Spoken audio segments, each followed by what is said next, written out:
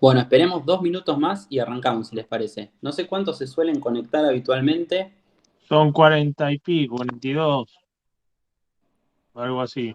Entonces está faltando un montón de gente. Sí. Ahora, con Capaz Matías. algunos piensan que hay que conectarse al grupo, porque como estamos haciendo el trabajo, la Sí, sí. demanda del grupo, y no mandaron nada.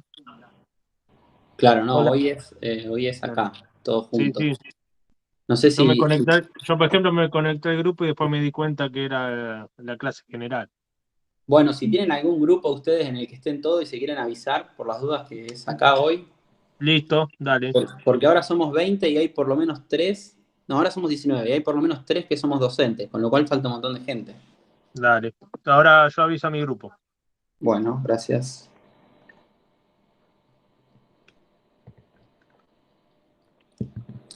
Para los que se van sumando, les cuento más o menos cómo está estructurada la clase de hoy.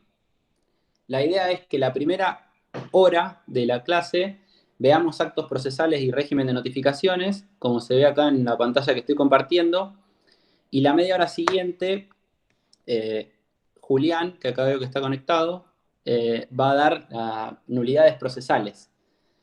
Como este es un tema largo, yo les armé un PowerPoint que les sirva de guía para ir a los materiales y que estén más o menos orientados, pero quisiera aprovechar la clase para hacer foco en los temas más importantes y en la faz práctica de esto, que sería la utilización del sistema del Poder Judicial. Así que les quiero mostrar un poco cómo uno ingresa, cómo puede mandar escritos, cómo envía y recibe cédulas, cómo puede comprobar eso, y la novedad que vino con la pandemia del año pasado, que es el envío de oficios electrónicos. Así, si alguno trabaja o va a trabajar a la brevedad en algo vinculado con los litigios civiles y comerciales, está un poco empapado del funcionamiento del sistema y bueno, no se encuentra con un mundo completamente nuevo. Bueno, no sé cuántos se suelen conectar regularmente, pero ahora somos 28. Eh, Esperamos hasta las 15 y arrancamos.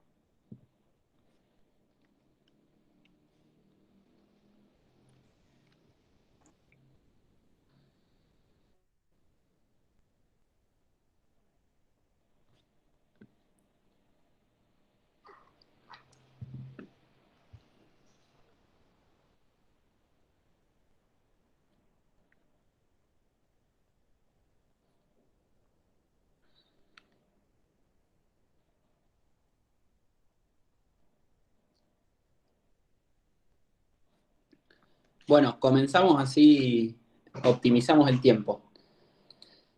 Siempre antes de estudiar cada uno de los temas, hay que orientarse en qué parte de la materia estamos.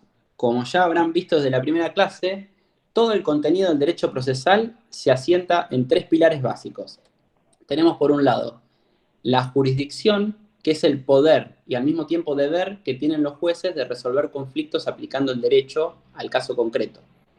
Después, la acción, que es el derecho de los particulares frente al Estado de, eh, de peticionar a las autoridades que le resuelvan un conflicto que lleva a su conocimiento y como tal obtener una sentencia de mérito que declare el derecho aplicable al caso concreto.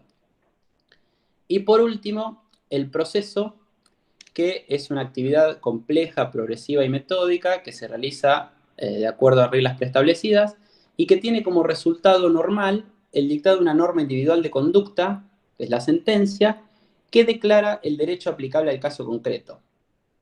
Si vamos a hablar de actos procesales, obviamente estamos dentro del proceso y de hecho el proceso es una secuencia de actos procesales sucesivos. ¿Qué significa que sean sucesivos? Que como regla los actos procesales son uno consecuencia de otro y así se va avanzando a través de esta sucesión de actos procesales para llegar al dictado de la sentencia. Hay un montón de definiciones de actos procesales según el libro del que estudien o del doctrinario que agarren.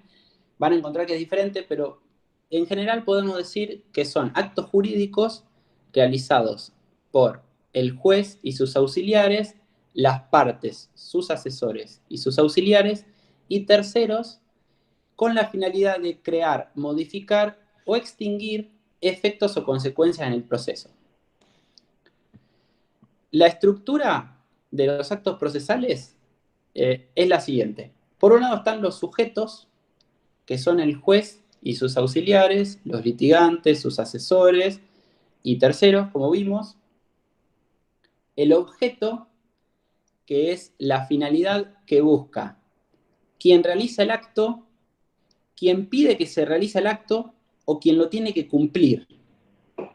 Y esta finalidad determina el contenido del acto procesal y obviamente tiene que ser un objeto lícito y no prohibido por ley para su validez. Y la forma es el modo de exteriorización de este acto procesal que surge tanto de la ley entendida como el Código Procesal, el Reglamento para la Justicia Nacional, al cual remite el mismo Código Procesal.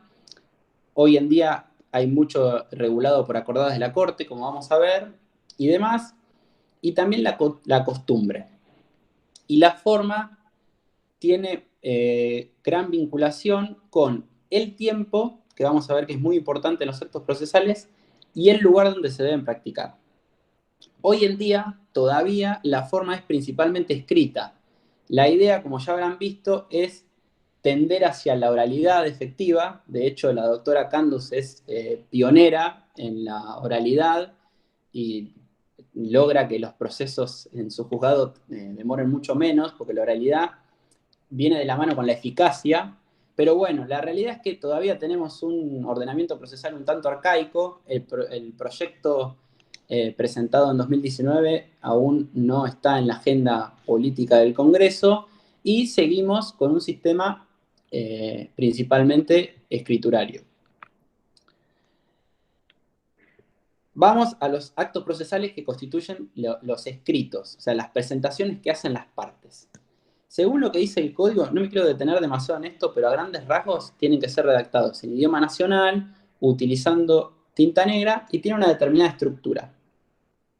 El sumario, que es el título del escrito, ahora vamos a ver un escrito así pueden ver esto en concreto. ¿A quién va dirigido? Que puede ser al juez, a la Cámara, a la Corte Suprema, a quien sea. Un encabezamiento que tiene el nombre de las partes o de la parte, el nombre y los datos del abogado, los domicilios, que ahora lo vamos a ver cuando hablemos de notificaciones, en el caso del abogado, el tomo y el folio, y la identificación del expediente en la que se presenta ese escrito. Hoy en día, la identificación del expediente no tiene tanta relevancia, pero porque las presentaciones, como vamos a ver, se hacen por medios digitales, pero hasta mediados del año pasado sí tenía una gran relevancia porque uno lo dejaba al escrito en el juzgado y el juzgado tenía que saber para qué expediente era. Entonces, de ahí viene la importancia de individualizar el expediente al que va dirigido. Después, obviamente, el contenido, que como ya vimos está relacionado con el objeto del acto, y es lo que voy a, digamos, a introducir dentro de ese acto procesal. Y el cierre, que acá viene una de las cosas que surgen de la costumbre, que se pone proveer de conformidad, será justicia. Y por último, la firma, que ahora vamos a ver que con la firma hoy en día hay novedades. Antes, como les decía, la presentación de los escritos se complementaba con un acto procesal del juzgado, que si alguno trabajó debe saber, que es el cargo, que también está en algunas dependencias públicas, presentaciones administrativas, que es un sello mecánico que tenía la fecha, la hora, si el escrito venía con firma de letrado y se incluía copias y se replicaba en una constancia para el abogado que servía como comprobante de esa presentación. Y además había que presentar copias de traslado. Ahora vamos a ver que esto hoy en día no es tan así, porque se avanzó hacia la digitalización de los actos procesales que esto no es una novedad, sino que viene desde hace un tiempo y fue gradual. Como hitos relevantes, yo lo dividí en tres, para que ustedes lo entiendan más rápidamente. Primer hito es el dictado de la ley 26.685 en el 2011. Les digo, les hago una aclaración. No es necesario que tomen nota porque este PowerPoint, así como está, se los voy a enviar. Así que prefiero más vale que presten atención y eventualmente me interrumpan si tienen alguna pregunta o lo que sea, pero no se molesten en tomar nota porque esto está en los libros y les voy a mandar este PowerPoint tal cual. Dale. El dictado de esta norma fue la puerta de entrada hacia la digitalización, porque en concreto estableció que en el marco del Poder Judicial de la Nación se podían utilizar expedientes electrónicos, firmas electrónicas y digitales, comunicaciones electrónicas y domicilios electrónicos. Y ahí esa misma norma designó como autoridades de aplicación para esta digitalización del Poder Judicial al Consejo de la Magistratura y a la Corte Suprema, obviamente de la Nación. Así que empezó la Corte Suprema con un primer hito que yo lo denomino la implementación gradual, que me dio una coexistencia con el expediente papel, y ahí creo lo que me preguntaba el compañero al principio, creo que es Nicolás, que nació lo que se llama coloquialmente el domicilio electrónico, su nombre técnico es identificación electrónica judicial, que es el quit del abogado y permite operar en el sistema del Poder Judicial, que ahora vamos a entrar y les voy a mostrar. También se implementó la nota digital, que ahora lo vamos a ver cuando veamos los medios de notificación, pero hay una notificación que sucede automáticamente, se llama notificación automática, Ministerio de la Ley, y para que no se tenga por operada hay que dejar nota. Antes había que ir al juzgado, pedir lo que se llamaba el libro de notas y decir, tal día solicité tal expediente y se me informó que no estaba en letra. Con eso evitaba quedar notificado. Ahora eso se hace con un clic por el sistema. Y también se procedió a digitalizar todos los escritos en formato papel para que se pueda consultar en el sistema. Es decir, por eso digo que coexistía con el expediente papel, porque yo lo llevaba al juzgado, lo presentaba, me ponían el cargo, pero al mismo tiempo cuando yo llegaba al estudio tenía que digitalizarlo y subirlo al sistema. La idea era, esto fue como el traspaso entre un sistema y otro. Acá estaban las dos cosas al mismo tiempo. Y lo que sí fue una gran novedad fue que se reemplazaron las cédulas en formato papel, no todas, como ahora vamos a ver, pero en la inmensa mayoría, por las cédulas electrónicas. Y después vino el hecho de público y notorio conocimiento, que es el COVID, que llevó una implementación más acelerada. Y acá los cambios fueron más tajantes. Supongo que deben saber, que estuvo en todas las noticias y demás, que hubo durante mucho tiempo feria judicial, que entre otras cosas se buscó adaptar los sistemas y ahora se hizo una implementación acelerada y prácticamente desapareció el expediente papel y todas las presentaciones son digitales. Yo les voy a mandar las acordadas, no es necesario que las lean, pero por ahí si quieren investigar un poco más o si quieren ir más al detalle, hubo una serie de acordadas que son las que menciono ahí, que elegí algunas, las más importantes, que llevaron a, primero, que desde el 18 de marzo de 2020, todas las presentaciones judiciales pasaron a ser completamente digitales. En principio se excluyó a la demanda y a los escritos de inicio de que se trate, con firma electrónica, que esta firma electrónica es exclusiva para el abogado, no para el cliente. O sea, si yo soy abogado patrocinante, no apoderado, mi cliente tiene que firmar de manera hológrafa y yo lo tengo que escanear y subirlo de manera hológrafa. Y al subirlo estoy haciendo una declaración jurada en cuanto a su veracidad. Y se aclaró expresamente en esta acordada 4 de 2020 que iba a pasar a ser innecesario presentar las copias en formato papel. O sea, si yo lo subía electrónicamente, listo, no hay que hacer más presentaciones en papel. Que tampoco se podían hacer porque los juzgados estaban cerrados porque estábamos en pandemia. Pero se dejó en claro que era 100% virtual a partir de ese momento. Después se extendió el plazo para dejar nota, como vimos antes, de manera electrónica, hasta las 20 horas. Porque como ustedes deben saber, el horario de atención de tribunales es de 7:30 a 1:30. Ahora, como todo se digitalizó, se flexibilizó y ahora se opera a través del sistema, se extendió el plazo de manera concordante con el horario hábil para actos procesales que se pueden llevar a cabo fuera de la oficina del juzgado, que eso lo establece el artículo 153. Entonces ahora se puede dejar nota hasta las 20 horas. Esto, el detrás de escena de esto es evitar el colapso del sistema, porque pasaba que había que entrar a dejar nota. Yo, por ejemplo, tengo creo que 80 expedientes vinculados en el mío. Si tenía que dejar nota o revisar si estaban en letra los 80, por ahí eso lo hacía a la 1:15, porque a la 1:30 se terminaba eso y se caía el sistema todos los martes y viernes, que ahora vamos a ver que son los días de nota. Entonces con esto pudieron evitar que haya tanto tráfico en un horario y uno tiene todo el día y bueno, que lo quiera hacer a la mañana lo hace a la mañana y que lo quiera hacer a la tarde lo hace a la tarde.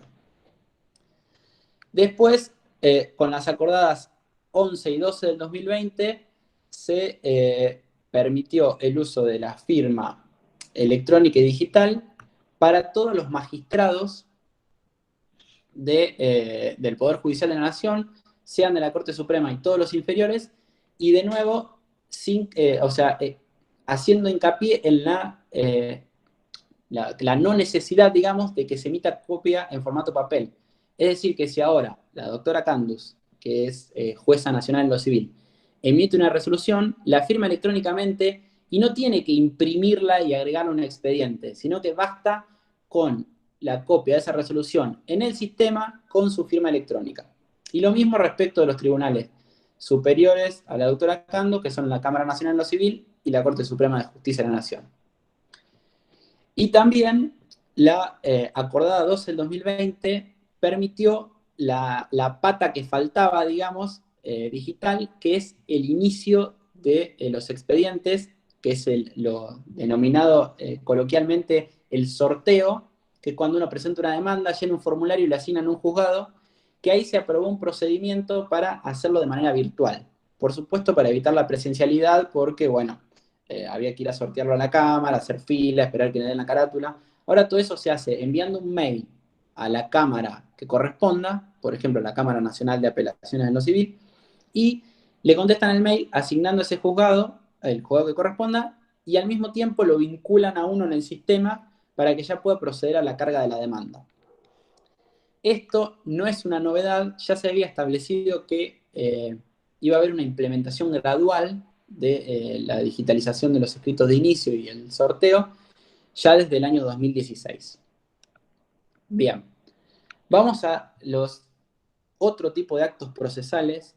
Perdón, no sé si estoy yendo muy rápido, se entiende, quedó alguna duda. La idea es optimizar la clase, pero por favor frénenme si hay algo que no quedó claro o hay que hacer hincapié. Ahora, cuando terminemos esta etapa de digitalización, vamos a ver en el sistema todo esto para que lo vean un poco más en concreto. Los oficios son actos procesales de transmisión que tienen por objeto encomendar alguna diligencia o requerir informes sobre el estado de alguna causa o remisión de esa causa a otros jueces o autoridades nacionales, o también para requerir informes o remisión de expedientes a entidades públicas y privadas en el marco de la prueba informativa, como lo van a ver en su momento. Y estos oficios pueden ser firmados por juez o secretario o por el letrado patrocinante, según sea las comunicaciones a jueces o autoridades o la prueba informativa. Por regla, los oficios librados en el marco de la prueba informativa los firman los letrados. Ahora bien, estos oficios también entraron en esta modernización del Poder Judicial y se reglamentó lo que se llama DEOX, que es el diligenciamiento electrónico de oficios a entidades externas al Poder Judicial, que permiten que los letrados enviemos esos oficios de informes mediante el sistema electrónico. Porque la verdad es que era un trastorno llevar oficios. Por ejemplo, entidades como la IGJ había que sacar turno y por ahí uno podía estar meses y era muy complejo, se demoraban mucho los expedientes. Así que ahora el Poder Judicial está instando a que las entidades públicas y privadas adhieran a este sistema y se le puedan enviar los oficios en forma electrónica, como ahora vamos a ver. Para las comunicaciones entre tribunales nacionales y federales y la Corte, ya existía, que se llama DEO, sin la X, y significa que cuando uno, por ejemplo, supongamos que yo inicio una causa por daños y perjuicios, reclamo civil, y por el accidente que motivó el inicio de esa causa, se abrió una causa penal ante la justicia penal de la ciudad. Yo puedo pedir que se libre un oficio a la justicia penal o a la fiscalía para que haga lo que se llama una certificación de estado, que informe de qué se trata y en qué estado está. Por ejemplo, está elevada a juicio, no sé, lo que sea. Eso se comunica, se ordena librar un oficio, pero ese oficio se libra por el sistema electrónico, directamente para no tener que ir al juzgado a llevarlo, y eso ya estaba desde el año 2011. O sea que vino a complementar la pata que faltaba, y la idea es que de acá a un tiempo la gran mayoría de las entidades estén adheridas y solo se libran oficios de manera electrónica. Y los exhortos son como lo mismo que los oficios, pero para librar comunicaciones judiciales a autoridades extranjeras. La mayoría de los manuales van a decir que es autoridades judiciales, pero en realidad que si son no judiciales, también se libra por medio de exhorto, y también para recibir pedidos. Acá es muy común, por ejemplo, que se reciban exhortos en el país para ejecutar una sentencia dictada en el extranjero, que es lo que se llama exequatur, que está en el Código Procesal, y cuando se recibe ese exhorto se sortea y tramita como un expediente normal, y ahí el juez que le toca intervenir va a controlar la legalidad, va a controlar que no contradiga esa resolución el orden público argentino, y va a ordenar ejecutarla por los medios que correspondan. Y después tenemos como actos procesales que teníamos que ver hoy, las audiencias, que tienen una serie de reglas que fija el código que a grandes rasgos son, que son públicas en general, bajo pena de nulidad y salvo excepciones puntuales por las cuales tengan que ser privadas, que algunos de ustedes tengo entendido que fueron a audiencias, presenciaron audiencias virtuales en el juzgado de la doctora Candus, eso es porque son públicas, justamente, se tienen que fijar con al menos 3 días de antelación, salvo que la circunstancia lo amerite. Se celebran con cualquiera de las partes, es decir, si... Perdón, Sí, claro. Diego, Sí. Acá te hablo yo. ¿Sí? Cuando dice bajo pena de nulidad. Eso lo voy a dejar al doctor Hernández Varela que lo hable en su momento, porque lo vamos a ver, pero la nulidad, digamos, hace que, coloquialmente, que se deje sin efecto. Pero ahora vamos a ver que tienen que darse unos requisitos para que esté la nulidad, pero sí, en este caso, la ley le pone la sanción, que es bajo pena de nulidad, entonces significa básicamente que se tiene que hacer de vuelta, es como si no hubiera pasado. Claro, pero no entendía por qué está puesto, son públicas, salvo excepciones, que puede ser para resguardar la intimidad de alguna persona, o menor, o qué, ¿no? Entiendo dónde va tu pregunta. Si una persona que quería presenciarla, esto es un caso no de laboratorio, de recontra laboratorio, no sé si alguna vez pasó, pero la lógica sería, si una persona quiere ir a presenciarla por el motivo que sea, o sea, puede ser que haya un interés, o sea, puede ser que yo, sin ser parte en ese proceso, me interese el resultado, por ejemplo, porque están discutiendo sobre una propiedad que yo quiero comprar, lo que sea. Y fui y no me dejaron entrar. Entonces yo puedo denunciar esto y pedir que se declare la nulidad de esa audiencia. Esto no es común que pase, te digo, yo la verdad es que hace 10 años que trabajo y nunca lo vi y nunca escuché de que haya pasado, pero bueno, lo dice la ley, con lo cual es factible que pueda llegar a pasar y que se plantee en el caso concreto. Pero bueno, para pedir la nulidad hay una serie de requisitos que se tienen que cumplir, que no los quiero marear porque lo van a ver ahora, pero se podría plantear y debería proceder. Pero ahora vamos a ver que el proyecto de nuevo código tiene una sanción de nulidad mayor cuando no comparece el juez, que eso sí eso va a pasar cuando se apruebe. Después, les decía, se celebra con cualquiera de las partes, que esto es importante porque si yo no puedo ir y soy la parte actora, no es que el juez va a decir, bueno, la actora no vino, fijemos una nueva. No, se deja constancia que la actora no compareció y la audiencia se toma igual. Se debería tomar igual, por lo menos. Después, Si alguno trabaja o anduvo alguna vez por los pasillos de tribunales, en las audiencias habrá escuchado que los juzgados se toman la media, que el juzgado tiene desde la hora señalada media hora para el inicio de la misma, y ahí las partes no pueden plantear nada. O sea, es un derecho del juzgado. Si es a las 9:30, puede empezar hasta las 10. Si a las 10 no empezó antes, se dejaba nota en el libro de asistencia y se dejaba constancia, bueno, yo vine a la audiencia que fijaron a las 9:30 y el juez no la tomó, y eso podía derivar en una sanción para el juez, pero bueno, nadie quiere ganarse un enemigo y mucho menos el juez, así que no pasaba tampoco en la práctica, era muy difícil. En algún caso muy complejo podría haber pasado, pero bueno, no es lo común. Y esto sí es importante, se labra un acta de la audiencia dejando constancia lo que sucedió en la misma, y la tienen que firmar las partes, el secretario y el juez si estuvo presente, que es en los casos de audiencias que sí o sí tiene que estar obligatoriamente presente el juez, como por ejemplo la audiencia preliminar prevista por el artículo 360 del Código Procesal.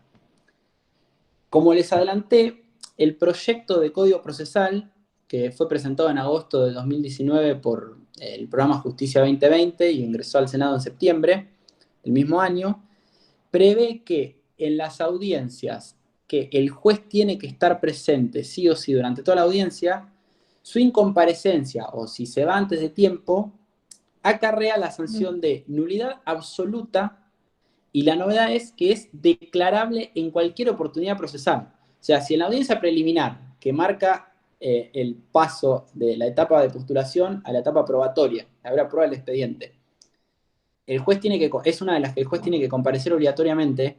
Si no comparece, puede ser que se haya dictado sentencia y que igualmente se declare la nulidad y se retrotraiga el proceso hasta ese momento. Por eso es una novedad importante que marca el proyecto de Código Procesal, y que imagínense la alegría de los jueces y lo motivados que están y cómo apoyan esta novedad. La gran mayoría no quiere saber nada con esto porque lo común, que es lo contrario a lo que hace la doctora Candus, es que los jueces no aparecen en las audiencias, es muy raro, pero bueno, hay casos excepcionales de jueces que realmente hacen bien su trabajo, como la doctora Candus, que está presente en todas las audiencias. Eso es lo que deberían hacer todos los jueces, pero no pasa. Uno en la práctica se encuentra con que esto no sucede. Y bueno, esto adaptado a la situación de pandemia, tenemos que en general las audiencias se hacen por medios virtuales, así como estamos reunidos nosotros, por la plataforma Jitsi Meet, que es de la que tiene contratada el Poder Judicial, en la que se presentan las partes con DNI, muestran el DNI a la cámara, los abogados mostramos la credencial y se celebra de esta manera.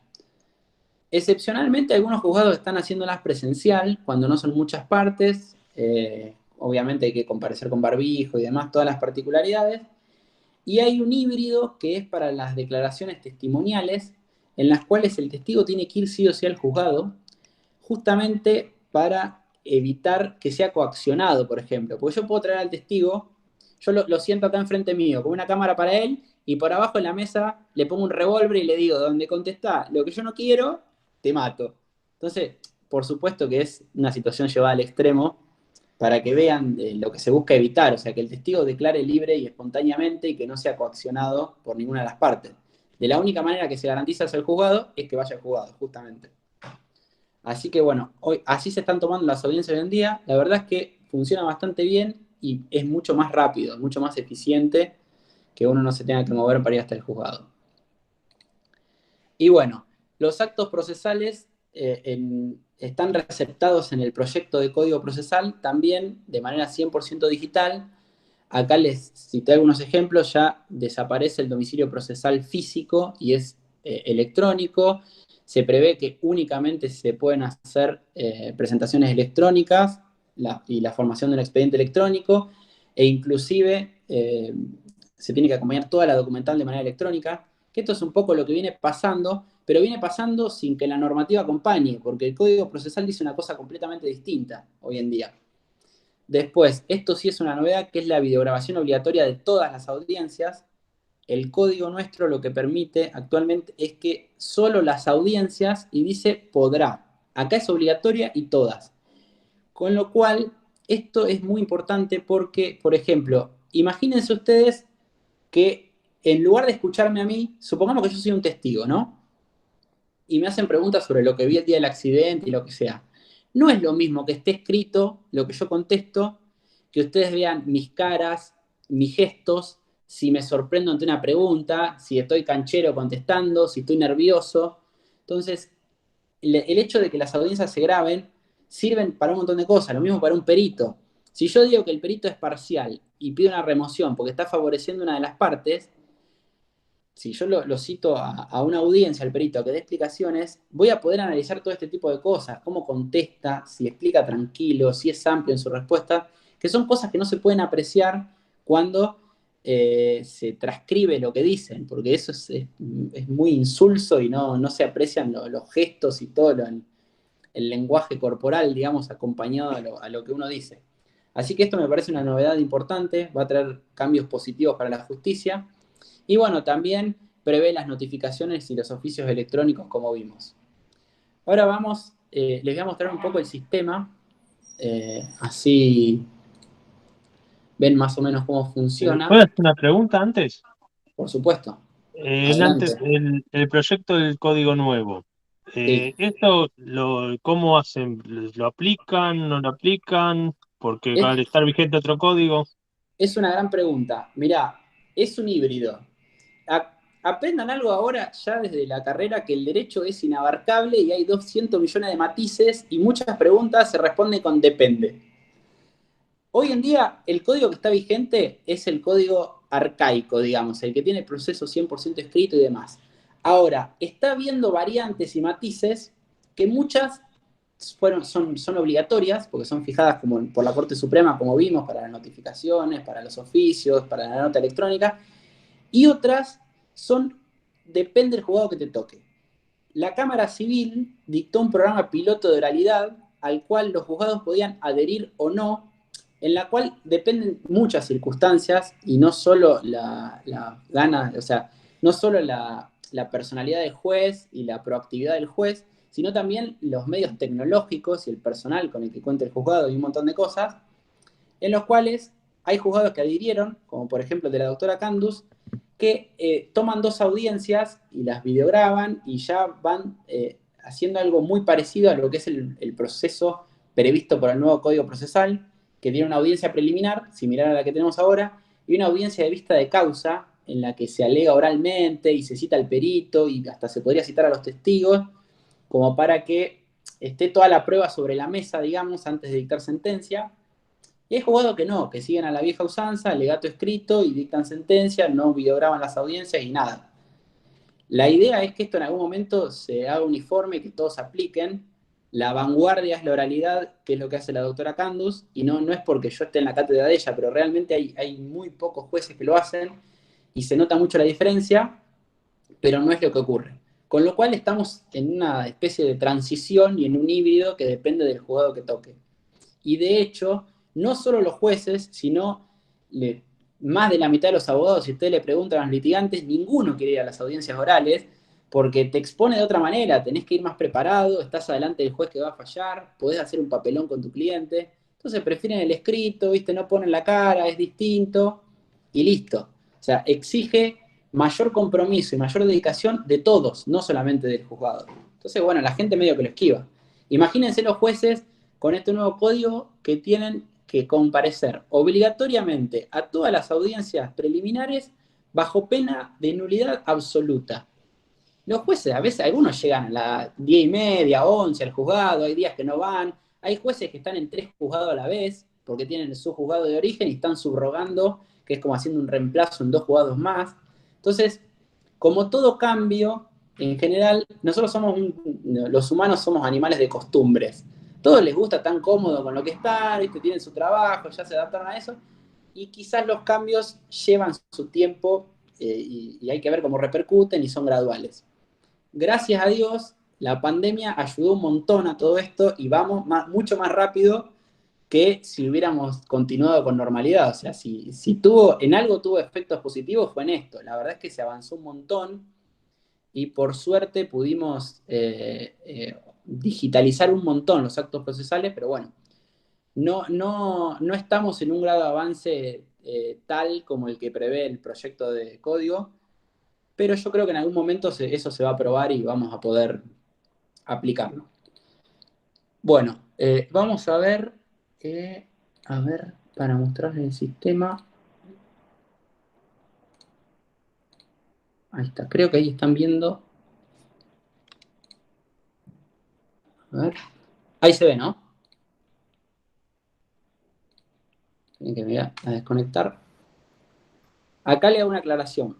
Yo les mencioné que los escritos son firmados hoy en día electrónicamente solo por los letrados. Las partes, si un abogado no es apoderado, los escritos tienen que estar firmados de manera hológrafa por el cliente, el patrocinado, la parte, y escanearlos con esa firma, y el letrado se hace cargo. La presentación es una declaración jurada de validez de que obviamente esa firma es válida.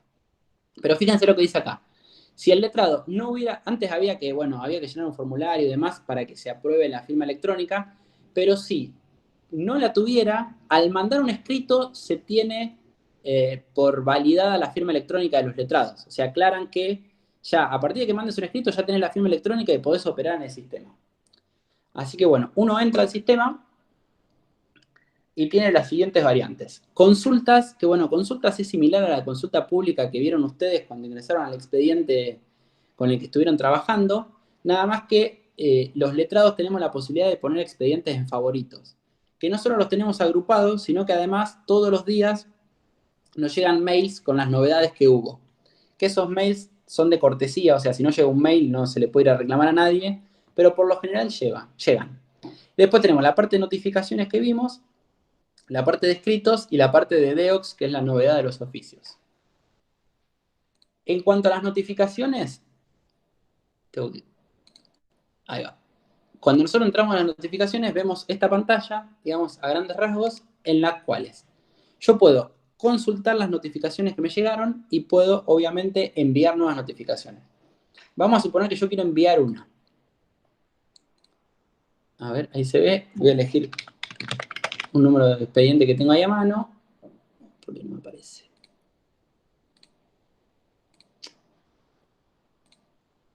¿Por qué no me deja ver? A ver.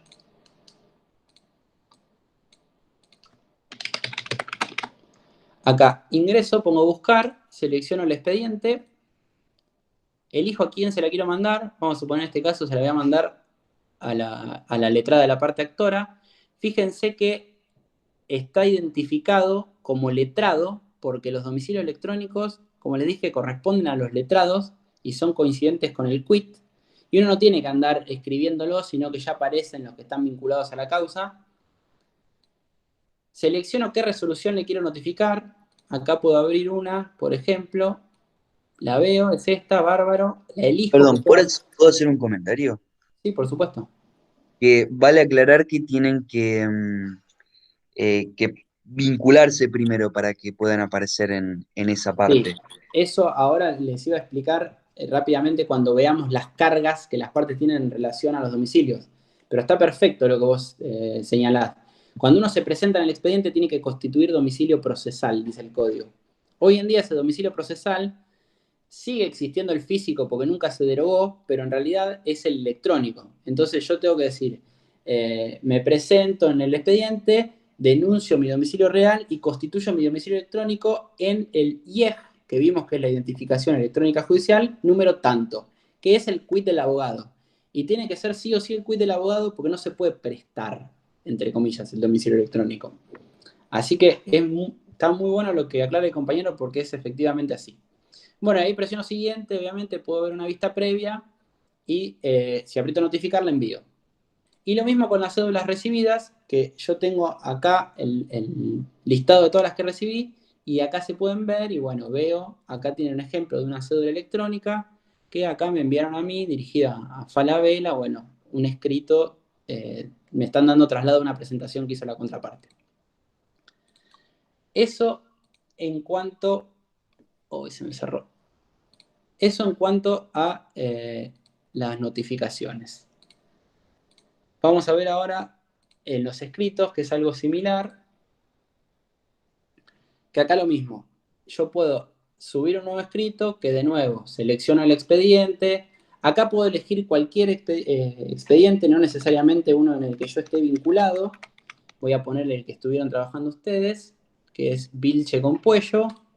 Y acá puedo elegir si es un escrito normal, un escrito de mero trámite, que los escritos de mero trámite son aquellos que pueden firmar solamente los letrados, aunque sean patrocinantes y no apoderados, y en los que no se controvierten derechos, digamos. Son presentaciones que hacen al trámite del proceso, como por ejemplo pedir un oficio reiteratorio.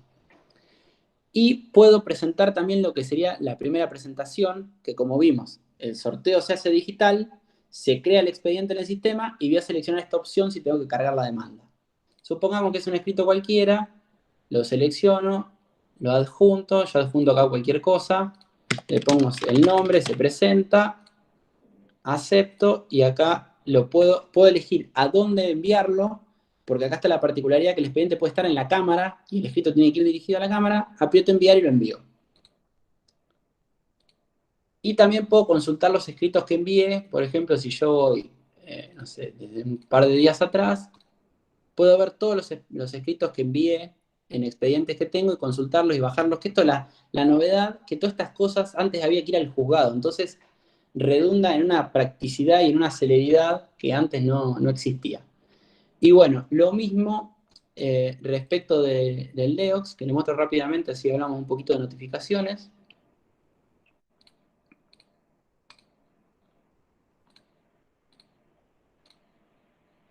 Acá el LEOX, esta es la novedad máxima, digamos, porque esto antes uno tenía, para diligenciar un oficio de prueba informativa, uno tenía que ir a la entidad, como les decía, por ejemplo, al IGJ, y llevarlo en formato papel y traerse una constancia sellada. Y ahora todo esto, respecto de las entidades que están adheridas, se hace igual que una cédula, así de rápido. Entonces uno selecciona, acá les voy a mostrar solo esto así rápidamente, para que vean cómo pueden seleccionar a las entidades. Y con el mismo expediente, pueden elegir artículo 400, que es el oficio de prueba informativa, como les decía, o 3003, que es para juicios universales, que no es el caso, o sea, para sucesiones, concursos o quiebras, que no es el caso. Y acá puedo elegir entre todos los organismos que están adheridos al sistema. Después voy a poder elegir la resolución que ordena, poner el cuerpo y, bueno, enviarlo. Esto es más o menos como para que se hagan una idea de qué se trata el sistema. Si tienen que trabajar, les va a ser de utilidad conocer todo esto. Si alguno trabaja, bueno, ya sabrá de qué se trata. Y es útil porque, bueno, hoy en día es todo así y no va a cambiar aparentemente. Bueno, vamos a seguir con esto. Les voy a explicar. Acá les dejo la clasificación, que no vamos a perder tiempo, pero simplemente sepan que las notificaciones son actos de instrucción, son actos que realizan el juez y sus auxiliares de instrucción, y dentro de los de instrucción de transmisión, que son aquellos que tienen por objeto poner en conocimiento de los litigantes alguna resolución dictada en el proceso, que están las notificaciones, pero también pueden ser los oficios, por ejemplo, y las vistas y los traslados, que ahora vamos a ver que se complementan con las notificaciones. Acá les dejo para que vean el tema del tiempo en los actos procesales, que les hago dos comentarios rápidos.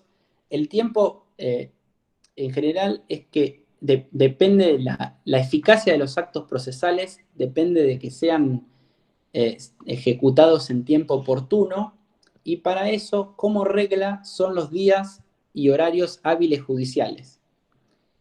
Como ustedes sabrán, tribunales acá en Capital está abierto de 7:30 de la mañana a 1:30. Ese es el horario hábil para los actos procesales que se tienen que ejecutar en la oficina del juzgado. Que eso se extrapola también a lo digital. Pero para los actos procesales que se pueden ejecutar fuera de la oficina del juzgado, es hasta las 20 horas. En ese contexto, hay un tema con las cédulas que ahora le voy a explicar. Hoy en día, esto del día y horas hábiles judiciales se flexibilizó con la digitalización, Porque yo puedo entrar al sistema y mandar un escrito si quiero un domingo a las 3 de la tarde y no hay ningún problema. O sea, estoy fuera de día y fuera de horario hábil judicial. Y se puede enviar con la salvedad de que se va a tener por recibido el lunes a las 7:30, o sea, en el primer horario. Pero bueno, esto sépanlo que se flexibilizó. Y lo mismo respecto de las cédulas, que yo puedo entrar y enviar una notificación electrónica también el domingo a las 3 de la tarde, pero esa cédula se va a tener por recibida el día lunes. Y lo mismo si la envío un día hábil, pero después de las 8 de la noche, se tienen por enviadas el día hábil siguiente. Esto es importante porque en lo que respecta a los plazos, todos los plazos que corren para llevar a cabo un determinado acto procesal, corren desde el día siguiente al de la notificación. Es decir, si yo ahora envío una cédula como la que vimos de ejemplo, si apretaba enviar, teóricamente el plazo empezaría a correr mañana, sería el día 1. Si tiene 5 días, hay que contar 5 días, bueno, y vence.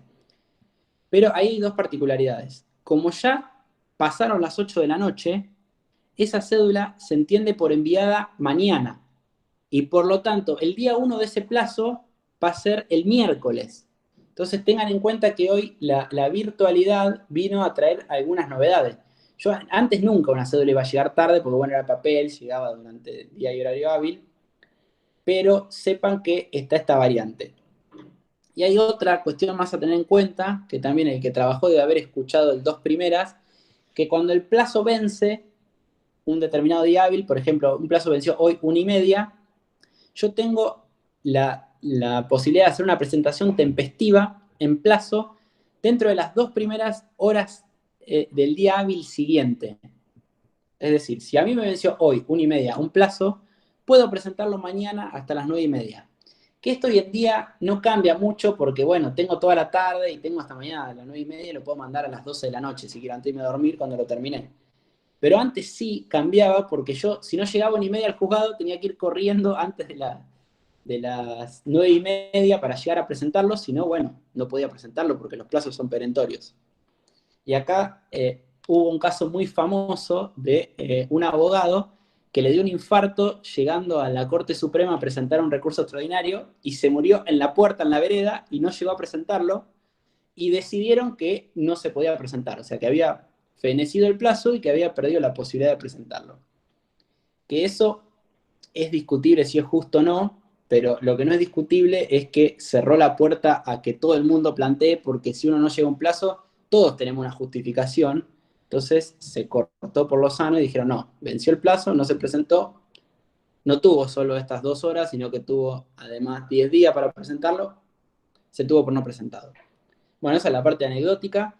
Y bueno, independientemente de el día y horario hábil, hay dos aclaraciones, que una es que si un acto procesal, que como regla en general son las audiencias, pero puede ser otro, comienza en día y horario hábil, se puede extender más allá del horario hábil. O sea, por ejemplo, una audiencia arrancó a las 11, es la 1:30 y no terminó, se puede extender sin necesidad de que haya una decisión expresa que habilite el día y horario inhábil. Y aparte, para determinados actos procesales, se pueden habilitar días y horarios inhábiles. Imagínense así rápidamente que intentan notificar a alguien que trabaja desde las 7 de la mañana y vuelve a la casa a las 8 de la noche. Nunca el oficial notificador, cuando vaya a la casa a dejarle la cédula, lo va a encontrar. Entonces ahí pido que se habiliten días y horarios inhábiles para que vaya fuera de esa hora y lo encuentre y lo pueda notificar. Lugar de los actos procesales. Como regla, todos se hacen en la sede del tribunal, que hoy en día esto es muy difuso porque son todos digitales. Pero bueno, como regla se hacen en la sede del tribunal, salvo excepciones, que uno es, por ejemplo, la notificación en formato papel, que ahora vamos a ver que está circunscrita a casos determinados, que se hace en el domicilio de los litigantes. Y ahora acá, lo que mencionó el compañero, ya entrando puramente en el tema de notificaciones, hay que, como regla, y para empezar con este tema, hay que entender que las partes tienen una serie de cargas que cumplir en relación con las notificaciones. ¿Qué es una carga? es un imperativo del interés propio. Es decir, que si yo no lo cumplo, me jorobo yo. Es un problema para mí, las consecuencias las cargo yo, pero no es lo mismo que una obligación que me pueden hacer cumplir por la fuerza. La carga es, lo cumplís, fantástico, no lo cumplís, tenés consecuencias desfavorables para vos y listo. ¿Cuáles son las cargas en relación con las notificaciones? Constituir domicilio procesal físico, que esto es lo que le decía que está en desuso. Hoy en día se sigue constituyendo como práctica porque la verdad es que hay una ley vigente que lo dice, pero no se usa más. Constituir domicilio electrónico, que es la identificación electrónica judicial que vimos, que uno presenta un escrito y dice, bueno, mi domicilio electrónico es tal, o mi IEG es tal, que es el quit del abogado, y denunciar el domicilio real, obviamente de las partes. La regla general del código es que todas las notificaciones por cédula, que ahora vamos a ver, se notifican en el domicilio constituido, que actualmente es el electrónico, y hay excepciones que se notifican en el real, que esto está relacionado con el derecho de defensa en juicio, que hay algunas notificaciones que se pretende que la parte tenga un conocimiento real de la decisión judicial y hay que enviarlas al domicilio real. Estas cédulas que van dirigidas al domicilio real son ejemplos de cédulas que todavía se siguen haciendo en formato papel y que va el oficial notificador a tu casa y que acá tienen explicado todo cómo funciona. Si no se cumple con la carga de constituir domicilio procesal, que actualmente es el electrónico, supongamos que yo no denuncié mi identificación electrónica judicial, la regla es que se me aplica un régimen de notificación más desfavorable, que es el que ahora vamos a ver rápidamente, que es la notificación automática o por ministerio de la ley. O sea, todo lo que se me tiene que notificar por cédula, como no hay domicilio al cual notificarme porque yo no lo constituí, me va a aplicar el régimen de notificación que es más favorable, porque vamos a ver que es ficto, o sea, no significa que yo haya tenido un real conocimiento, no me llega algo al sistema como vimos, y dice, mira esta resolución, me notifican. Sale la resolución y se entiende, se presume que yo la vi, aunque no la haya visto.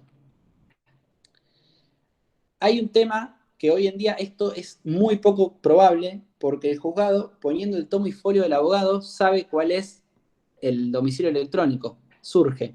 Entonces esto, para evitar planteos, nulidades y demás, es muy probable que el juzgado de oficio te vincule el domicilio electrónico.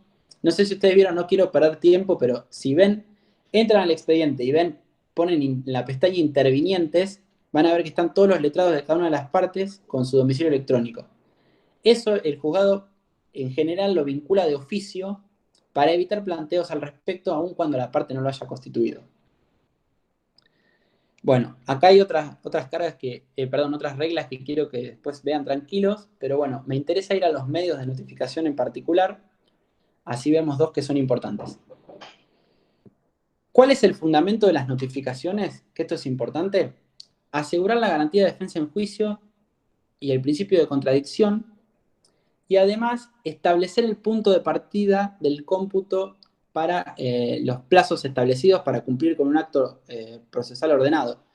Por ejemplo, la otra parte es una presentación, como la cédula que vimos. Se ordena correrme traslado para que yo me expida sobre esa presentación. Entonces, el plazo que yo tengo para contestar ese traslado, que como regla son 5 días, su cómputo va a estar determinado por la notificación.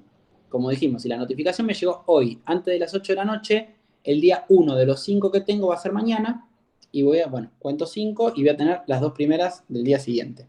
Que eso está en la conjunción del artículo 156 con la parte final del 124, que es lo que establece las 2 primeras horas. Algo que les quería mencionar también, la clasificación que hace Palacio. Las clasificaciones no es lo que más me interesa en este momento, pero sí me interesa esta diferencia, que las expresas constituyen un acto efectivo de transmisión, es decir, el destinatario de la notificación tiene un conocimiento efectivo del acto procesal, mientras que las fictas, eso se presume, que es lo que vamos a ver en la notificación automática, que no necesariamente la parte leyó las resoluciones, tuvo conocimiento de las mismas, sino que la ley lo presume, por una cuestión de que si no se haría muy engorroso y extenso el trámite del proceso, aún más de lo que es hoy en día. Acá están los tipos de notificaciones que tenemos en el código, los diferentes regímenes, y vamos a hacer hincapié en dos que son los más importantes. Notificación automática o por Ministerio de la Ley o por nota, que esto un poco ya vinimos hablando, pero bueno, vamos a verlo en concreto. Esto es la regla general en materia de notificaciones. Como regla, todas las resoluciones judiciales de todas las instancias quedan notificadas los días martes y viernes, que son los denominados días de nota. Es decir, yo el martes, mañana, voy a tomar conocimiento de todas, o sea, la ley presume que tomé conocimiento de todas las resoluciones que se dictaron hasta el martes. Esto es la regla, vamos a ver que tiene excepciones. Y a partir de el miércoles empieza a correr los plazos que yo tengo para cuestionarlas, para interponer un recurso, para cumplir con algo que se me pida, por ejemplo, que se me expida sobre algo, o lo que fuere que importe el cómputo de un plazo que empieza a correr de la notificación. Todos los martes y viernes. Y hay dos excepciones. La notificación tácita, que vamos a ver que es cuando la parte retira el expediente en préstamo o retira, que ahora no se usa más, que retiraba copia de un escrito, le sacaba foto, o cuando el código establezca que esa resolución se tiene que notificar por cédula. Si no, la regla es que todos los martes y viernes me notifico de todas las resoluciones. Esto, como dijimos, es ficto. No necesariamente la parte tomó conocimiento de las resoluciones, sino que la ley lo presume y se entiende que sucedió de esa manera. Puede pasar que el día de nota sea feriado o inhábil judicial por el motivo que fuera. En ese caso, el día de nota va a ser el siguiente. O sea, si es martes, va a ser el viernes. Si es viernes, va a ser el martes. Esto es diferente si alguno tiene pensado litigar en provincia. En provincia de Buenos Aires, el código dice que es el día hábil siguiente. O sea que si el martes es feriado, el día de nota por esa única vez va a ser el miércoles. Tengan en cuenta esta diferencia, sobre todo si litigan en diferentes jurisdicciones o si directamente van a ejercer en provincia de Buenos Aires. Si la resolución sale un día de nota, se entiende notificada el día de nota siguiente. Esto es fundamentalmente porque antes pasaba, yo podía ver el expediente, esto estaba pensado cuando uno iba al juzgado, pero bueno, aplica lo mismo para la virtualidad. Yo tengo la carga de controlar el expediente todos los martes y viernes. Supongamos que yo entré 7:30 a ver el expediente y la doctora Candu sacó una resolución a las 12. Yo entré a ver el expediente el día de nota y no había resoluciones, con lo cual sería injusto que yo quede notificado de una que salió posterior. Entonces, si la resolución tiene fecha día de nota, se entiende notificada el día de nota siguiente y obviamente el día 1 del plazo va a ser el día posterior a ese día de nota.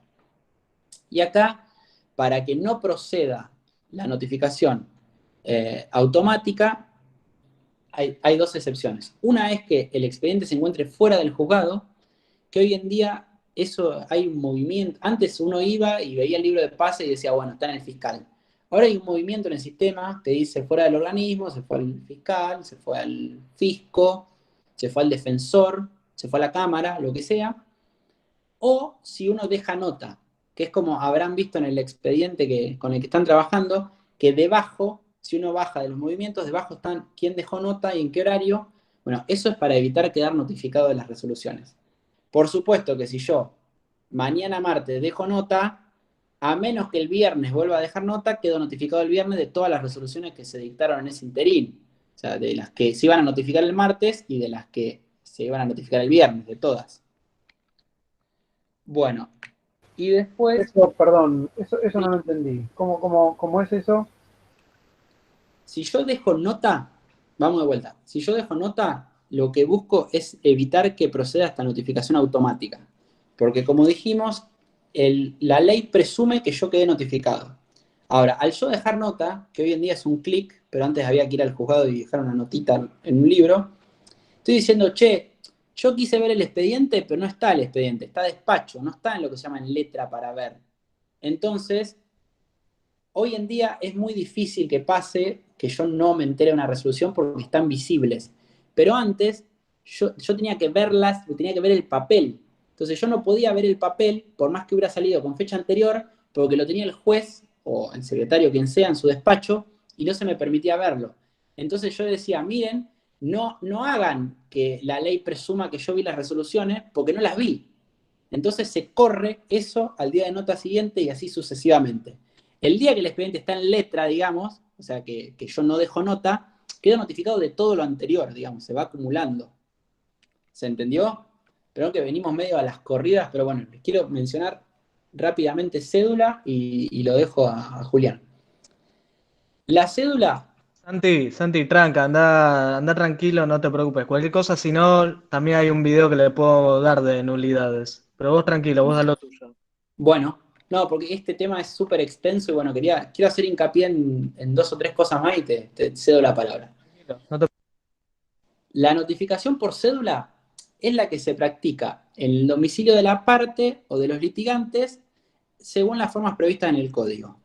¿Cómo se practica hoy la notificación por cédula que vimos? Por regla, casi todas son electrónicas. Hay excepciones, por ejemplo, ya vimos que para la notificación electrónica, el letrado destinatario tiene que previamente haber constituido domicilio electrónico. Entonces, ¿cuál es un ejemplo de cédula que no es electrónica y que es papel? A ver, ¿quién me sabe decir? Así hablan un poco que, salvo 2 compañeros, están todos callados. Alguien me dice, si yo para enviar una notificación electrónica, el letrado destinatario, o sea, la parte destinataria a través de su letrado, tiene que haber constituido domicilio. ¿Qué cédula no es electrónica entonces? La primera. Exactamente, muy bien. La cédula en la que se cita a la otra parte del proceso va a tener que ser necesariamente de papel y dirigida al domicilio real, porque nunca constituyó domicilio todavía, y va a ser papel. Ahí va a ir el oficial notificador a la casa y le va a decir, bueno, usted lo demandaron acá, tiene 15 días para contestar la demanda, acá tiene la demanda, y a partir de ahí van a ser todas electrónicas. Las notificaciones las resoluciones que se tienen que notificar por cédula, ya vimos que la regla era que todas se notificaban de manera automática, salvo excepciones. O sea, las excepciones en este caso están dadas porque se trata de resoluciones que tienen una trascendencia tal en el proceso que se pretende que la parte tenga un real conocimiento. O sea, no importa si fue a ver el expediente o se colgó y tuvo 2 meses sin ver el expediente, esto yo quiero que le llegue algo y que se entere específicamente. Que puede ser, por ejemplo, no solo la de traslado de la demanda, sino también la sentencia o la citación a una audiencia o un traslado, por ejemplo. Están enumeradas en el artículo 135 y las van a saber identificar porque dice notifíquese.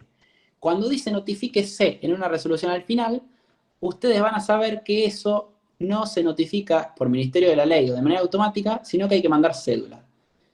Como variante de la cédula van a ver que está la notificación personal, que también uno se puede notificar personalmente, pero bueno, la regla es que es cédula y que no procede en ningún caso, cuando dice notifíquese, la notificación por Ministerio de la Ley. Y puede pasar, y ojo, que esto hay abogados que litigan hace años y se lo comen, hablando coloquialmente, que hay resoluciones que tienen una parte que se notifica por cédula y otra que se notifica por Ministerio de la Ley. Que, por ejemplo, dice, de lo solicitado por la parte actora, traslado, notifíquese, y debajo dice, hágase saber la contestación de oficio agregada. Entonces, la parte que dice, hágase saber la contestación de oficio, se tiene por notificada los días martes y viernes por medio de la notificación automática por Ministerio de la Ley. La parte del traslado hay que enviar cédula. Entonces hay que estar atento a cuando la resolución está partida en 2, porque por ahí le aplican 2 medios de notificación diferentes. Así que bueno, cuando litiguen, por favor presten atención a este tipo de cosas. Acuérdense de mí porque hay abogados que litigan hace años y se comen este tipo de cosas en la vorágine. Entonces hay que estar muy atento. Santi, ¿puedo hacer un comentario? Chicos, esto Claro.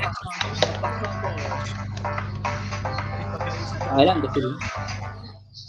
Alguien está, ahí está. Chicos, esto nos pasó a todos. Esto que dice Santi, que con humildad nos pasó a todos.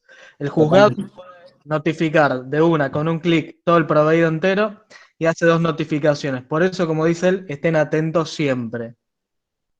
Sí, y vayan abran el código. O sea, hay una cosa que yo trabajo en un estudio jurídico en el cual trabajan estudiantes conmigo y y le digo, tienen que tener una pestaña con Infoled, con el código procesal abierto, y por más que sepan lo que dice, ábranlo de vuelta, porque por ahí no se acuerdan de un detalle que cambia absolutamente lo que tenían pensado. Así que no está mal. Hay profesores que dicen, no, se tienen que saber los artículos de memoria. No tiene sentido eso. Vayan y ábranlo 1000 veces, ráyenlo, háganse un PDF, imprímanselo, lo que sea, que es mucho mejor. Hay que estar todo el tiempo, esto cambia además, o sea, no tiene sentido que lo sepan de memoria, sino más vale que lo sepan abrir, sepan identificar las cosas, sepan más o menos dónde está el artículo, cuál es la estructura y demás, pero saberse las cosas de memoria no tiene mucho sentido. Bueno, acá van a ver en esta pantalla qué tiene que tener la cédula cuando es papel, que se los dejo para que lo vean.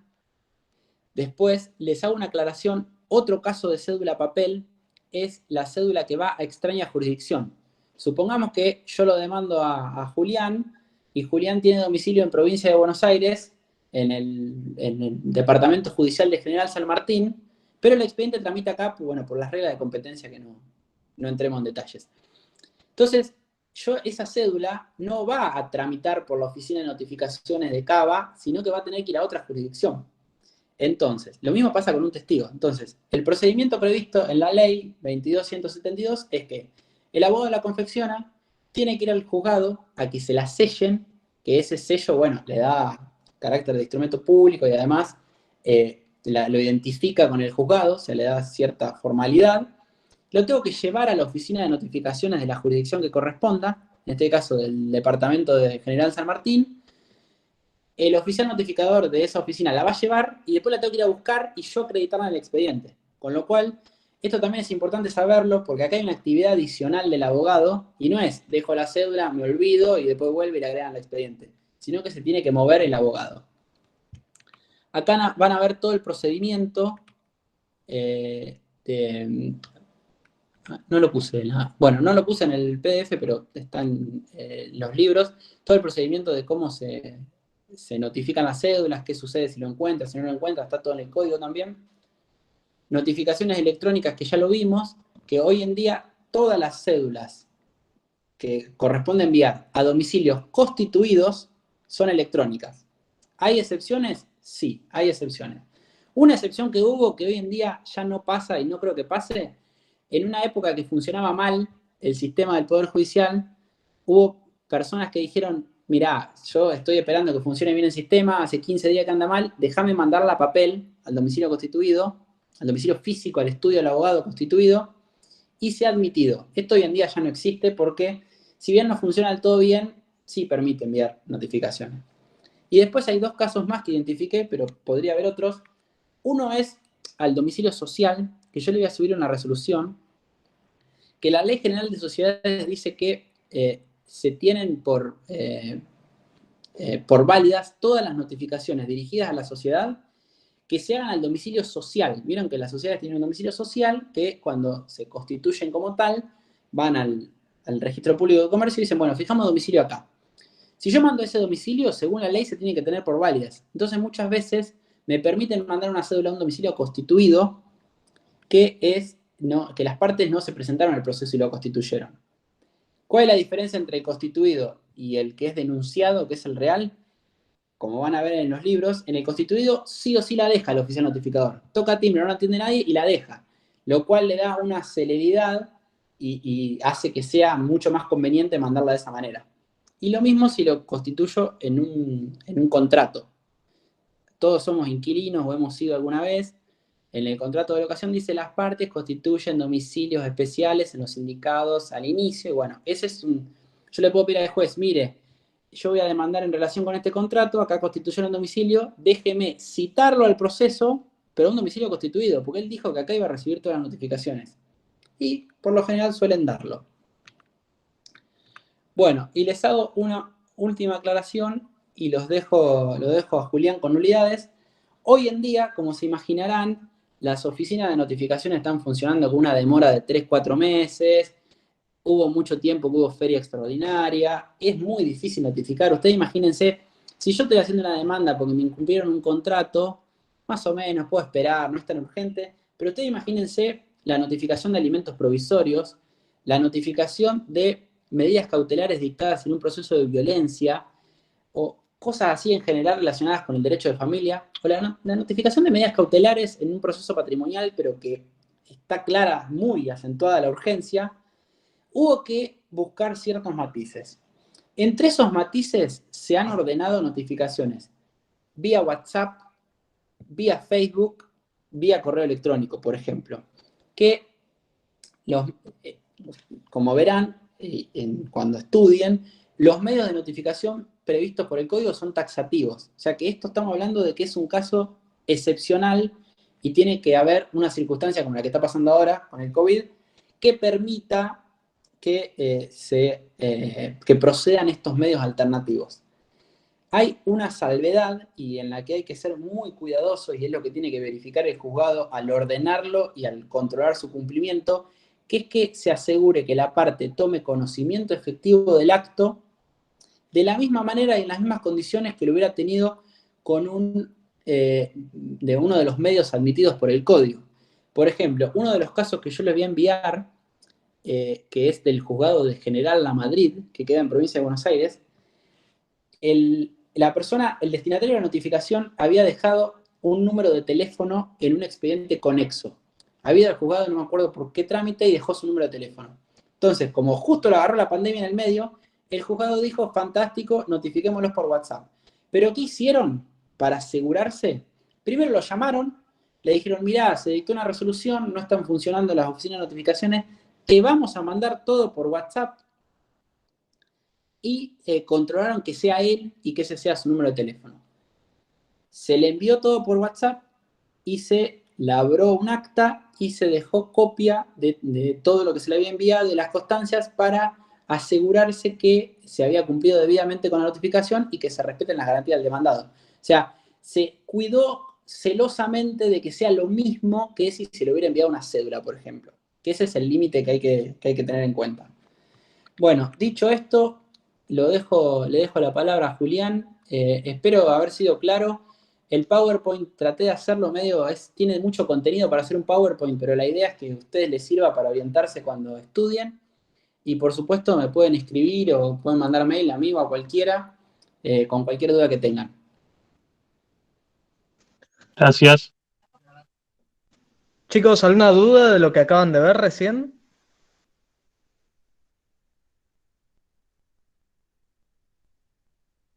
Aplicamos la frase del Coco Basile de silencio estampa, me parece. O ninguna o todas las dudas. O sea, puede Sí, ser claro, todo sí, el claro. tema. Después, en 2 días, cuando pregunten, te lo digo. Bien, está muy bien. Bueno, vamos a pasar a nulidades. ¿A qué nos referimos cuando hablamos de nulidades? ¿Qué quiere decir el término nulidad? Anulación de algún proceso. Bueno, ¿por qué se haría la anulación de un proceso en un principio? Por Porque algún ese vicio. proceso no cumple, digamos, los puntos que debería. O sea, ¿podríamos hablar de nulidades si nos referimos a interpretación de normas? ¿Sería eso una nulidad? No. No, Bien, serían los requisitos que hacen a la forma de hacer el proceso. bien. Hablamos de los requisitos que las normas prevén para la configuración de un acto. Y acá en derecho procesal, cuando estamos en esta unidad, ¿a qué tipo de actos nos vamos a referir en un principio? Civiles y comerciales. Eso en parte, en realidad eso es más de la primera de instituciones de derecho civil. Lo acaba de mencionar el doctor recién. Actos procesales. Claro. No, no es que está mal civiles y comerciales, porque es un acto civil, digamos, el peticionar ante una autoridad, seguro. Ahora, el acto procesal, en una relación género-especie, sí, es un tipo de acto jurídico, podemos decirlo, pero tiene sus particularidades propias, que las vamos a analizar en lo que son las nulidades. Por un lado, vamos a advertir que cuando hablamos de actos, de vicios de actos procesales, vamos a analizar aquellos vicios que derivan de la falta o, digamos, en realidad de la ausencia de las formalidades establecidas por las leyes procesales. Y, ahora sí, yendo a cuestiones más civiles y comerciales, o sea, en materia civil, cuando hablamos de vicios intrínsecos, ahí sí nos vamos a referir a la falta de requisitos determinados por las leyes sustanciales. Leyes sustanciales previstas en el artículo 75, inciso 12 de la Constitución, ¿no? Códigos de fondo. ¿Para qué? Para la configuración de todos los actos jurídicos. En lo que hace el proceso, mucho tiene que ver con la intención, la libertad y el discernimiento. Estos elementos necesarios para el acto jurídico previstos en el artículo 122 del Código Civil y Comercial. Entonces, tenemos que hacer dos tipos de actos, tenemos que analizar, dos tipos de vicios. Extrínsecos, aquellos que tienen ausencias de requisitos fijados por normas procesales, e intrínsecos, que son aquellos que tienen también ausencia de requisitos, pero fijados por normas de fondo. ¿Se entiende esto que les digo? El clave para Bueno, determinar... ¿Cómo? que no lo entendí muy bien eso. Cuando hablamos de vicios, vamos a referirnos a dos tipos de vicios. Vicios extrínsecos, que son aquellos vicios que derivan de la ausencia de requisitos fijados por normas procesales para la configuración del acto. Ahí, por ejemplo, el doctor habló de la audiencia de apertura a prueba. ¿Qué dijo el doctor? La audiencia es pública. Ahí ya partimos de un requisito que el código le fija. ¿Qué otro requisito? La presencia del juez. ¿Qué otro requisito? También. A ver, podemos analizar también en algunos casos, por ejemplo, dependiendo del proceso, la presencia de las partes. En el amparo, por ejemplo, es un requisito para la configuración si no tiene una consecuencia prevista en la norma. Y cuando hablamos de actos con vicios intrínsecos, nos vamos a referir a actos con vicios en normas de fondo. Por eso, ahí se hace un análisis más cercano a la intención, el discernimiento y la libertad. Esto a modo de ejemplo de cómo la norma de fondo establece la constitución del acto jurídico. Una consulta. Cuando hablamos de vicios por actos intrínsecos, con la norma por requisito de la norma de fondo, o sea, puede ser el derecho a ser oído, el debido proceso. En realidad, sí, sería más en realidad un tipo de vicio extrínseco ese. Porque en Hace realidad, referencia a los códigos de fondo, en este claro, caso el civil. el vicio intrínseco, les doy un ejemplo.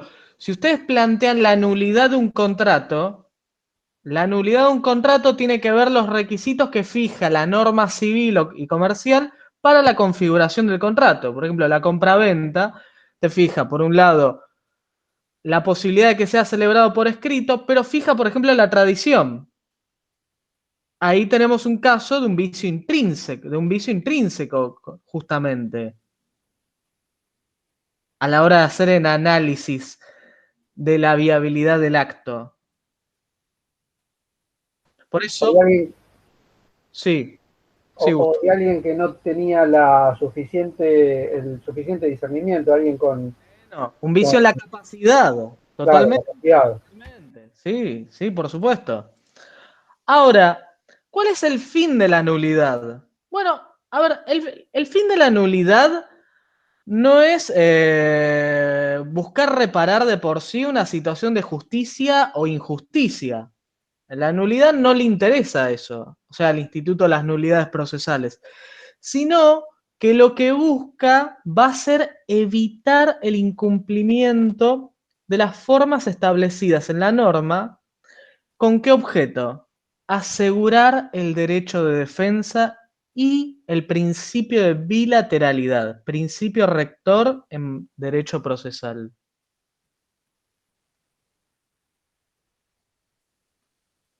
Por eso, cuando abrimos esta conversación sobre nulidades, muy bien sus compañeros analizaron que las mismas se constituyen por determinadas ausencias en cuestiones en materia de procedimiento, por ejemplo, en derecho procesal, que no te permitan ejercer el derecho de defensa. Pero no vamos a dejar esto acá, vamos a hacer un poco de hincapié en eso. Por lo menos vamos a intentar con...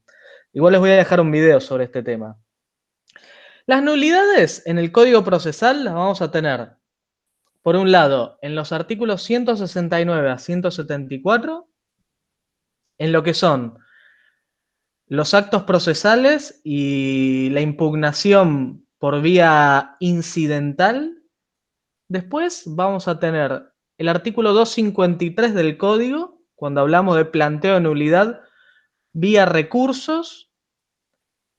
Y por último, el artículo 545 en lo que hace a la nulidad dentro del juicio ejecutivo por la ausencia de la preparación, por vicios en la preparación de la vía ejecutiva, cosa que la vamos a ver más adelante en el juicio ejecutivo, o en el acto de intimación, que también, como el doctor les explicó hace un rato, es un acto que está sujeto ¿a qué? A una notificación. ¿Este punto se entiende? ¿Por dónde vamos a encarar ahora rápido las nulidades? Bien, cuando hablamos de nulidades por vía incidental, vamos a hablar de que vamos a hacer, frente a un acto que pueda ser pasible de nulidad, un planteo relacionado con el mismo que va a tramitar por pieza separada dentro del proceso. Para este planteo vamos a tener el plazo de 5 días. Eso establece el Código Procesal. Podemos ofrecer prueba y la nulidad de ese acto va a tener como consecuencia la nulidad de los actos posteriores que estén relacionados a ese acto.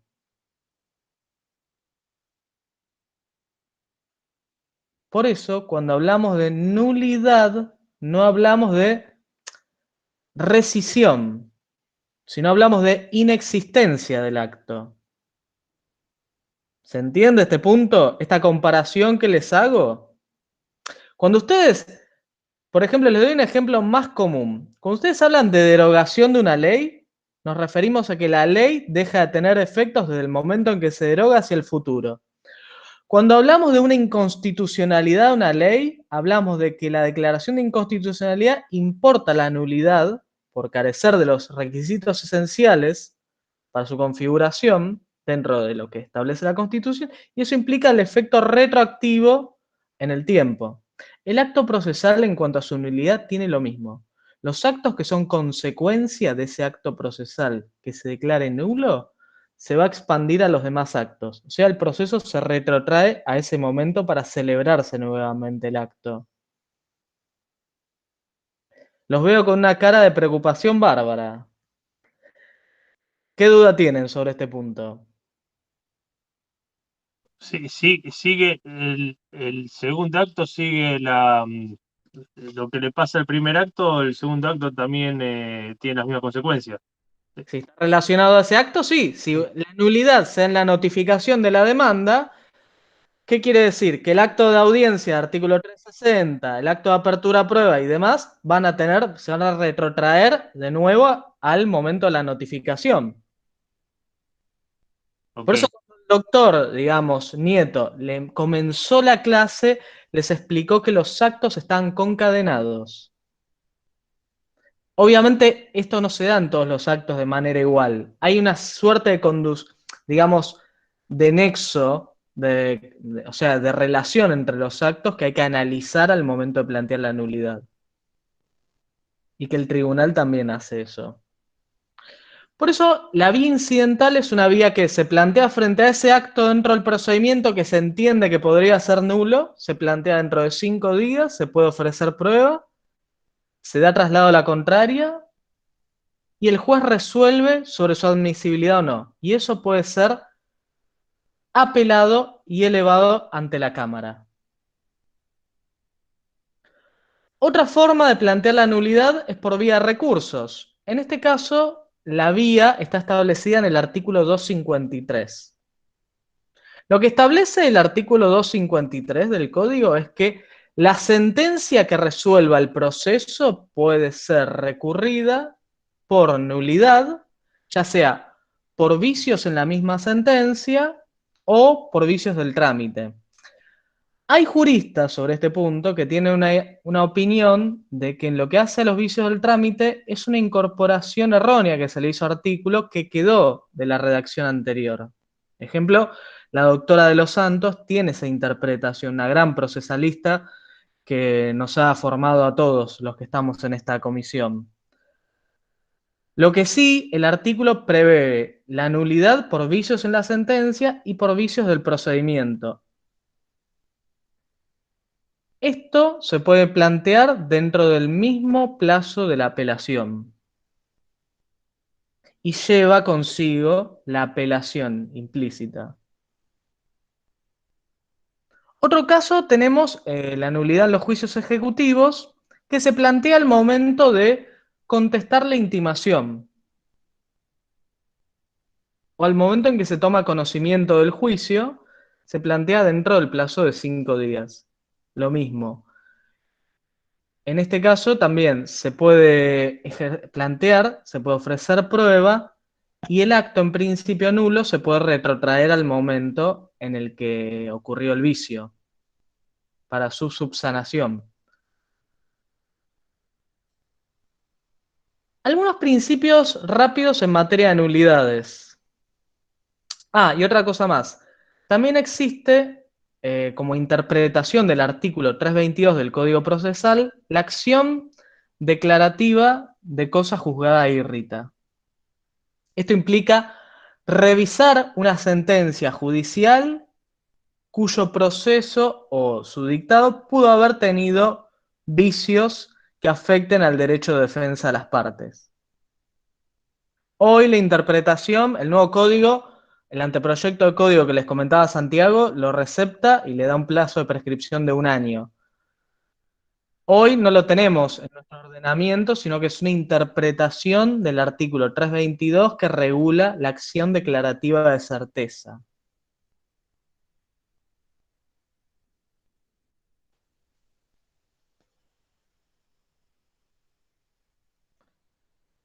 Bueno, a ver, algunos principios en materia de nulidades. Por un lado tenemos el previsto en el artículo 172, que se conoce como principio de trascendencia. Para que se dé la declaración de nulidad, es necesario que el vicio que se ataca del acto le cause un gravamen a la persona que impugna el acto.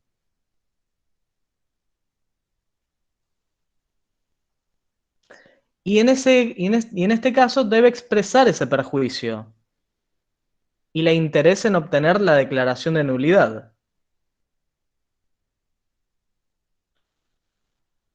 Otro principio que tenemos en el ordenamiento procesal va a ser el de especificidad, que está establecido en el artículo 169 del Código.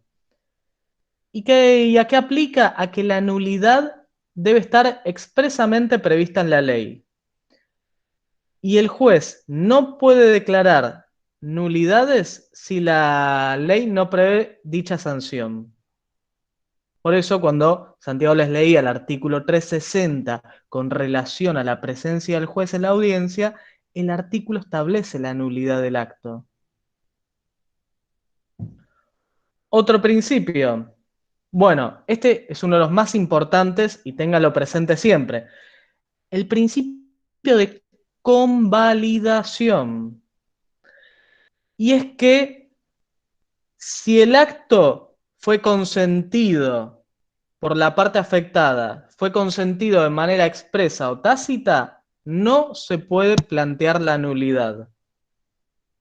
Por ello, siempre tengan en cuenta, y esto escúchenlo bien, que si ustedes perciben el día de mañana en la profesión un acto que pueda ser pasible de nulidad, deben impugnar ese acto agotando todas las instancias. Porque si no, posteriormente el tribunal tendrá por consentido dicho acto y ahí no se podrá después requerir la nulidad. A veces lo que suele ocurrir, que hoy no tenemos tiempo para esto, es que, y acá nos pasa a nosotros, les va a pasar a ustedes, es que muy a menudo se juega con el gravamen que pueda ocasionar el acto, los tribunales. ¿Cuándo se configura el gravamen del acto? Y a veces cuando uno plantea una impugnación sobre un acto, lo que dice el tribunal es que no se configuró el gravamen, pero cuando no se continúa con la discusión, el tribunal después entiende que se consintió ese acto igual. Por eso siempre hay que, un acto que pueda ser pasible de nulidad, hay que plantear la impugnación del acto. Siempre, siempre, para evitar ante cualquier situación convalidar el acto. Tiene que ser parte de su estrategia. Después, otro principio son los propios actos. La parte que da lugar a la nulidad del acto no puede pedir su invalidez. Y por último, el último principio en materia de nulidad es el de instrumentalidad de las formas. Y acá, ojo con este principio porque discutir a veces la nulidad de los actos trae consecuencias económicas como son las costas. ¿Qué les quiero decir? Este principio se da mucho en materia de notificaciones. Y es que si el acto surte el efecto para el cual fue destinado, o sea, si ha incumplido con la finalidad perseguida, la nulidad no procede. Les doy un ejemplo. Ustedes antes, cuando libraban cédulas, notificaron sin su firma, una providencia, una resolución, y esa resolución se notificó efectivamente con la entrega del juego de copias, el acto cumplió su fin.